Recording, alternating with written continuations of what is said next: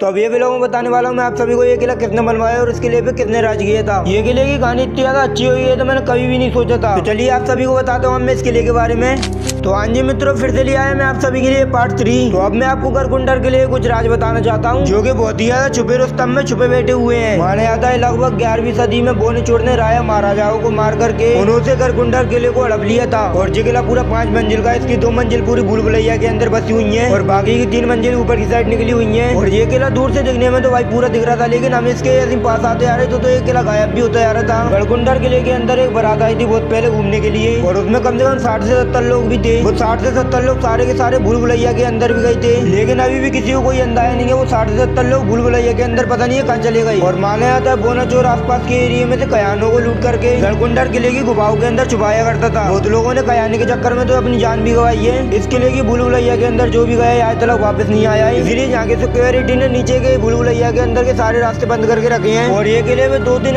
साल पहले कंगेरो, बुंदेरो, खंडार जैसे कई शासकों ने शासन किया था। लेकिन अब मुझे भी जाने ऐसा क्यों लगने लगा कि हमारे तौसीफ भाई भी गरकुंडर किले पर राज्य करने वाले हैं। लेकिन ये कि हमारे तौसीफ भाई के स्क्रू पहले से डिले होकर रखे हैं। हमारे तौसीफ भाई राजा बनने से पहले खत्म भी हो गई। अगर आप भी यहाँ घूमना चाहते हैं तो इसकी लोकेशन है झांसी से लगभग 80 किलोमीटर दूर इस घने जंगल में गरकुंडर के छोटे से गाँव में आपको एक किला स्थित मिलेगा। और एक रास्ता बावड़ी के अंदर नीचे भूल भुलैया में जाने का था, लेकिन इन्होंने इसको जाली लगा के बंद कर दिया है। चलो अब हमने पूरा किला तो घूम लिया था, इसलिए फिर अब हम जाने लगते हैं घर पर आराम करने के लिए। तो अपने अंदर ही कलाकारी के साथ में डायरेक्ट घर भी आया था। नाम बताइए। जितनी था तुम्हें एक चीज दिखाऊंगा, देखिए गाइस, जब भी अपन लाइट जला रहे हैं तो ये आपको दिख रही है। और अब बताओ ये दिख रहा है या नहीं, क्या बात कर जाए, सच सच बताना दिख रहा है क्या नहीं।